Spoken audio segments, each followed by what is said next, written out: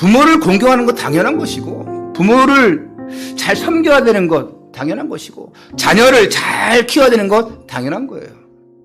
근데 그냥 잘 키우는 게 아닙니다. 제대로 가르치고 제대로 알려주고 제대로 남겨줘야 돼요. 성경을 가르치고 복음을 가르치고 또 하나 제대로 된 유산을 남겨줘야 됩니다. 여러분, 우리는 불행한 유산의 대물림이 아니고 행복한 대물림의 유산을 남겨줘야 돼요. 나의 가정과 나의 가문의 자녀들을 행복한 복음의 엘리트로 키우는 중요한 길을 알려주는 것이 뭐냐? 바로 성경입니다.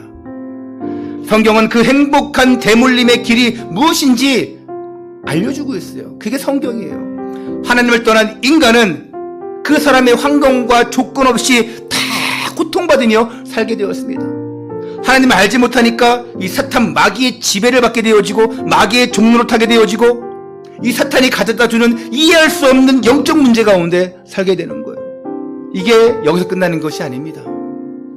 나의 문제뿐만 아니라 이런 고통에서 살다가 나의 자녀에게까지 이런 습관, 이런 체질, 이런 영적 유산들이 그대로 전달되어 가는 거예요. 이걸 세 글자로 뭐라고 합니까? 대물림. 그러면 여기에 묶여있냐? 아닙니다.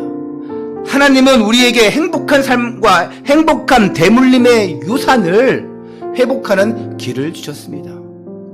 인간이 해결할 수 없는 모든 문제들을 해결할 수 있도록 하나님께서 하나님의 독생자 아들 예수 그리스도를 보내주셨습니다. 할렐루야. 두 번째입니다. 언약 밖에 있는 가정. 뜬금없이 36장에 에서의 족보가 나와요. 그럼 에서의 족보가 중요하냐? 절대 그렇지 않아요.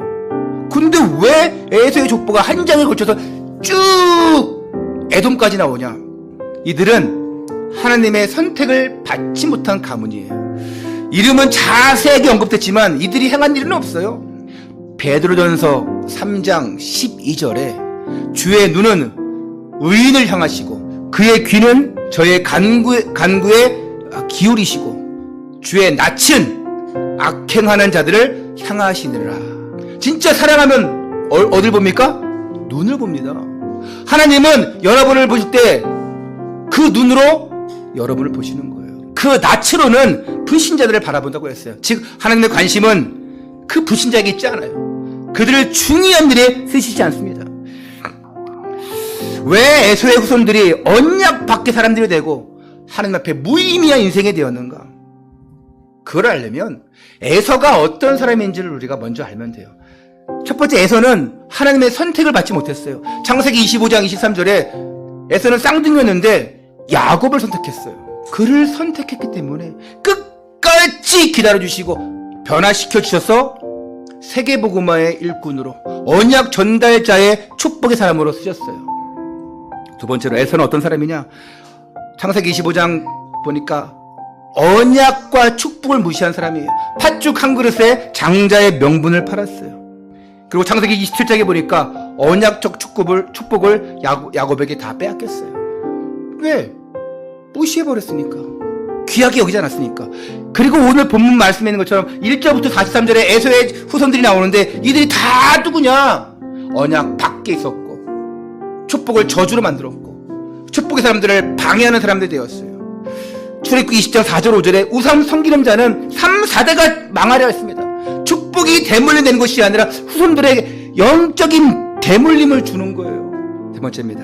언약 안에 있는 가정. 히브리서 11장에는 그 히브리서 11장에는 믿음의 사람들이 나옵니다. 언약 붙잡고 승리하는 사람들, 복음을 제대로 붙잡고 복음으로 그 시대를 살렸던 이름들이 나옵니다. 오늘 그 사람이 여러분입니다. 할렐루야. 어떻게 이름이 기억되느냐? 창세기 36장에 이름만 쫙 있고 저주의 사람이 아니라 히브리서 11장의 믿음의 사람들로 기억되는 그 사람. 여러분들은 어떤 사람들로 평가되기 원하십니까? 이 히브리서 11장의 믿음의 영웅, 승리자, 믿음으로 언약으로 그리스도의 복음의 언약으로 승리한 사람들처럼 되시기를 축원합니다.